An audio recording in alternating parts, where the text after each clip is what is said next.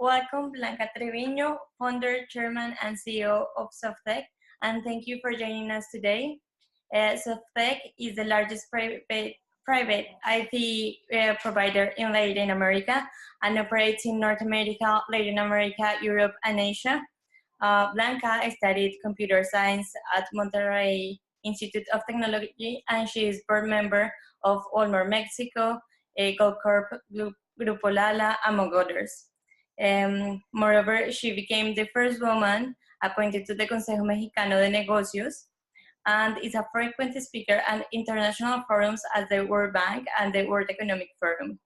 My name is Soraya Quiroga. I'm an intern at EMI at Cornell University and a student at Universidad de los Andes in Bogota, Colombia. And it's a great privilege for me to interview a women business leader in technology. So thank you so much for being with us, Blanca. No, thank you so much for having me. Thank you. Oh, thanks. And being from Colombia, you're from this amazing country, and Bogota, it's incredible. Oh, thank you so much. Thank you. I also love Mexico, so. That's good. And we love food, right? So yeah, that's right. Have some arepas and you can come to Mexico and have tacos. Oh, yeah, I love tacos, so that's amazing. Now, Blanca, we want to know why you founded Softtek and why Mexico? Well, first of all, let me start with the second question. I am from Mexico. I am from Mexico, very proud of being born here and a very proud citizen of Mexico. And I believe there are so many reasons why we should feel that. That is the first. But the second, I like to say that it isn't me. Every time that they ask us about Softtek and when it was founded, I always emphasize that it was a group of friends.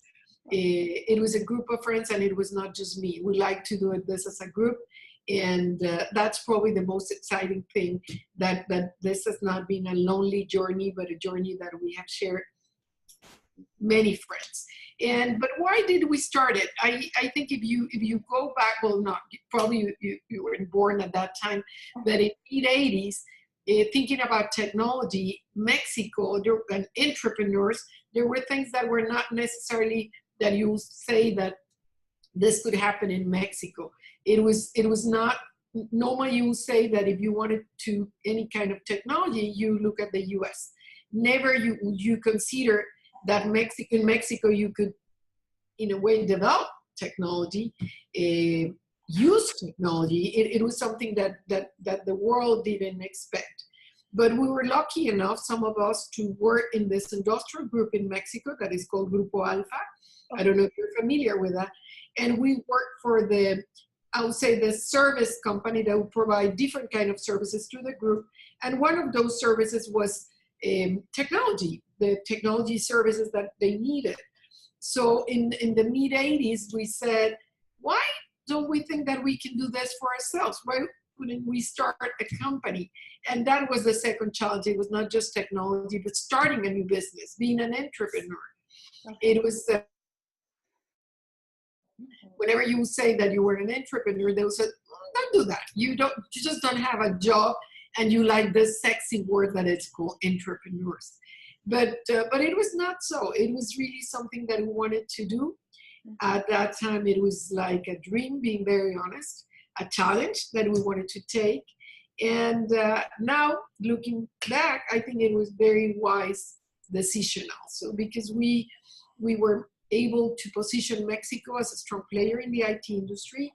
We also believe that we showed the other people that wanted to start business in Mexico that it was possible, even though we didn't have that ecosystems that in other places had at that time. So I think that looking back, it was difficult probably, but it's something that we also have enjoyed, and we believe that we have made a difference in a way. Oh, yeah, for sure. So, and what are the major challenges and also advantages that Softtek has faced, given that you're an emerging multinational in IT? Well, the challenges, I would say, you always have challenges, and I also believe that we always look for challenges. Challenges allows you to enjoy the work. it'll be so boring if you didn't have those. But it probably the most important ones when we started. When we started, again, there was not entrepreneurs or the entrepreneur ecosystem. It was completely non-existent. It didn't exist in Mexico. So it was really something that you had to believe that it was possible. And when I said we didn't have the ecosystem, it's everything that is around that. It's universities that were looking at fostering those kind of things, or the financial sector saying we can support you with whatever capital that you might need, or the market to say, yes, I can work with this small company that just started. So the challenges that we faced at the beginning were the ones that you could expect when you don't have the ecosystem, right? And no access to capital, not necessarily the position that you needed to have access to the market, to new clients, being able to convince talent to join you. So probably those were the challenges at that time. And the advantages at that time, it was that we were crazy enough to not listen to those challenges or things that for other people were probably barriers. Challenges today, we're a global company. And as a global company, even when we started opening offices outside of Mexico, it was really competing, because we have always competing with very large companies. Our competitors are probably 5-10 times larger than we are. And they come from in a way, markets or countries in which they have huge respect about technology. So the challenge that we have faced, it's really competing with companies that are so well positioned, and if coming from India or the US or even Europe, where there's a lot of respect from companies that started there. But also the advantage is that more and more emerging markets are so perceived as strong players, that it's also something that we have leveraged significantly in order to compete. We are neighbors to the largest market for IT services, that is the US. And the way that we approached that market years ago, it was again leveraging the geopolitical advantages, supporting or offering services from Mexico to the US. It was really leveraging things like time zone or proximity or cultural affinity, things that probably companies from India didn't have. So I think the key has always been to look for those advantages instead of looking to things that you could consider disadvantages. Okay, well, that's really interesting. And what about you? Like, what are the challenges you as a woman leader of a company in Mexico has like faced, and also globally? You know what? Every time that they invite me to panels for entrepreneurs or for women, people look at me because I said it hasn't been difficult. And they will say, it is not true. She's not saying really the things that she has faced. But probably it's part of the way that you live. If you have this kind of self-determination, going back to my previous comment, I have always, I made this decision to always look at the things that are advantages. No matter, I don't want to lose my time looking at things that doesn't work. And I did this as an entrepreneur, and I certainly do this as a woman. You're right, when you come from Latin America, you're from Colombia. Yeah. And imagine 30 years ago. Yeah. It was completely unexpected that you wanted to start a company, that you wanted to be very active in the job space or this kind of things. But for me, I was very lucky to be that I had this family in which they really challenge you, they push you to pursue whatever you want to do. I was lucky also to have partners that will support me in having the kind of balance that I needed, because I also love being a mom. I think I was born to be a mom. I have been privileged enough to be able to work and to have this kind of challenges that I face in the as someone from this industry, but I really enjoy being a mom. So my partners, my family, really helped me in being able to do that. But also, I always will emphasize to any other woman that it is related to the way that you want to do this. You can see whenever you think about having your family life and also working, some women feel that they are doing something that they shouldn't, or that they do affecting their families or their kids. But if you go and do this feeling guilty, your family will feel victims of you. So one of the ways that I have managed is I have always looked at the purpose of doing something. And when you do that, when you focus on that, and you're privileged enough, like I have been, to be surrounded by people that support you, it is not this environment. Again, probably because I didn't want to look at that they had doubts about me. I never feel that they don't allow me or that they don't respect me. Again, I think it's part of your attitude and the way that you see it. So if you want to do something, I believe that you can do it. But don't lose your time looking at the things that are not in your favor. I think that'll be key. Okay, that's a really good advice. Thank you. And well, what are the main lessons that you've learned through your journey with Softtek? I think I didn't hear. Can you repeat the question? Because yeah. What are the main lessons you learned through the journey with Softtek? I mentioned some of them, but I'm gonna again emphasize. Yeah. One, it's that you can achieve whatever you want if you have that vision, that passion, that self-determination. We have never, ever allow us to say this is something that we cannot pursue. And we have been very crazy. There were years in which they would look at us and would say, this is a sect. And those sects, those groups of people that they just believe in something and it without any reason.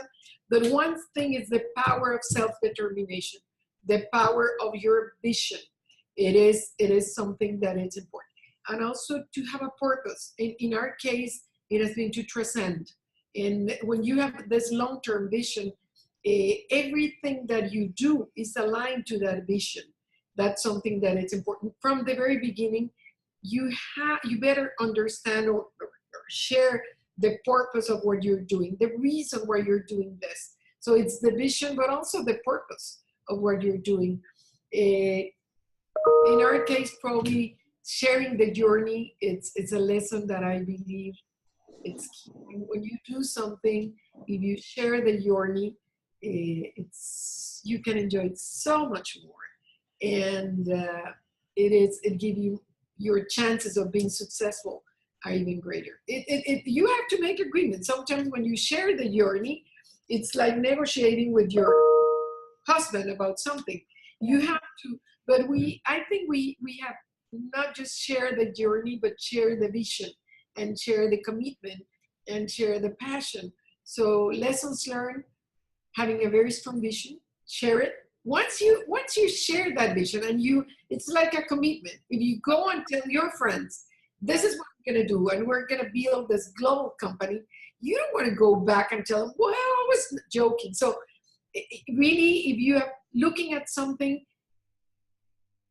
tell everyone that you want to do that, because then it's not just a vision, it's a commitment. Okay. And so it is important to do those kind of things. And there are still lessons that I have to learn. I wish this is not a job that it's already finished. I believe that it's something that we'll keep on learning. Yeah, for sure. Yes, Blanca, I'm a faculty fellow at EMI, the Johnson School of Business, and thank you very much for sharing with us the lessons from your work life and also to some extent your personal life. As you said, the two go together. Now you have spoken about vision for your company or what's important, and we have looked at the past. Now, what about the future? The IT is an industry which is moving quite fast. How how do you see the contour of the element of this industry? Where is it going specifically? And perhaps in that context, what about Softtek?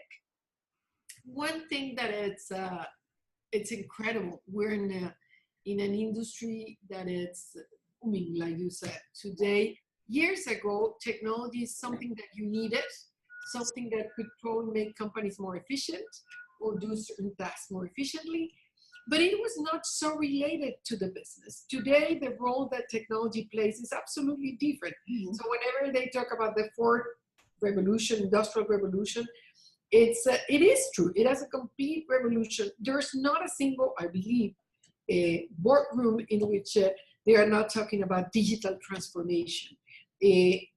Business models, companies, industries have been, all of them, impacted by technology, and they keep on doing that.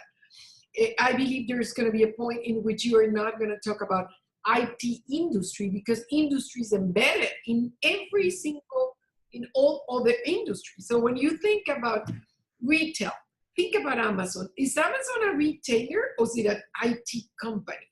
Is Uber is it a service company, transportation, or is it technology? And it's much more. It's not just leveraging technology, but it's disrupting a complete industry, transportation, retailers, everything that you think has been disrupted by technology. So it's embedded already there.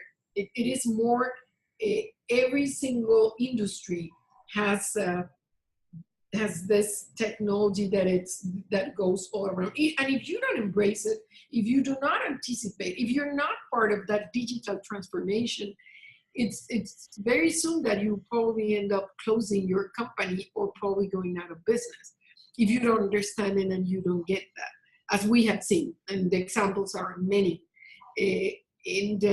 So one thing is the role that technology is playing, and I believe that more and more will not talk about the IT industry because, again, it's embedded. There will be, like today, companies, and then I get to what you asked about Softtek, that are supporting, that are partnering within the other industries in helping them to go in this journey with their digital transformation. We want to partner with them. I do believe that we have done in the past, just when technology was another component of the different areas, but now we are working with our partners. It is helping them probably to build a new business model. It's not just, okay, let's keep it. I was in Brazil a month ago or 2 months ago, in which we visit this company that is one of our clients, and he's in the retail industry. But he retail not through, not probably necessarily to the stores, but more on an online basis, right? So they would sell this beauty. And I remember when we got there, the CEO started by telling me, do not get confused. We're not a beauty company. We're an IT company. Because look at the kind of network that we have, the access that we have to this population in Brazil, because we do have that access, is that we can think about other kind of services that are not beauty related. This was a beauty company. Mm-hmm. And it is true. So more and more you see companies that are transforming not just their core business, but looking at new revenue avenues and finding that where they play and the way they play and the way they approach their clients. So what Softtek, how do we see Softtek in the future? Being that agent that can help them in exploring new opportunities, new business models, even new revenue avenues sometimes. So it is helping them in that kind of transformation. Thank you. Thank you. Well, Blanca, I know you have already told us like some advices, but in a way to sum up, what would be your advice for other women entrepreneurs in information technology in emerging markets? First of all, don't listen to anyone that want to share with those entrepreneurs, the things that were difficult. Don't even approach them. they are very negative influences. So don't look at them, don't listen to them, walk away from those kind of panels. Sometimes it is frustrating. Those panels seems like they want to convince you not to pursue what you want. So first of all, just surround yourself with people that believe and that share with you what you want to do. So that will be the first. The second, once you know what you want to do, the vision that you have, whatever you want to build, if you're an entrepreneur, whatever you want to start, share that with someone else. Because once you make that kind of, I would say declaration, but once you share that with other people, it becomes a commitment. Okay. Once you tell your friends, your family, whoever, that you want to do this, now it's not just a vision or a dream, it's a commitment. You already told them, I'm going to build this global company. We did that 30 years ago, and they look at us and said, they're crazy, global company. So the second advice will be, once you have your vision or whatever you want to achieve, whatever you want to build, tell the world that you want to do this, because then you don't want to go back. You already commit to that vision. That will be the second. The third one will be, don't feel guilty, because as a woman, you are able to pursue and not to sacrifice or do one thing at the cost of the other. In order to be really fulfill that all the things that we want to do, it is possible to have both things, but do never ever feel guilty. Not when you're at work, not when you're with your family. If you don't feel guilty, you'll find the right balance, because you will enjoy being with your kids, and you enjoy facing the challenges that your work presents. So the third one, do not ever feel guilty. And in order to do all those things, it's so much easy when you share the journey with your family, with your extended family, because at the end, it's a family decision, but also with your partners. Don't have a lonely journey. Don't do that. It's difficult. They become your most important support when you do that. Excellent. That would be my advice. Well, thank you so much for your advice. No, thank you. Well, Blanca, we are going to close this interview, and really very, very sincerely on behalf of the Emerging Market Institutes at the Cornell College of Business, we really want to thank you for sharing your vision of the industry, of the profession, and also your personal insights. And we have learned about Softtek, but also what it also means to be managing a company as big and as important as Softtek. So again, thank you very, very much on behalf of the students and of the MI. No, thank you so much for having me. Thank you.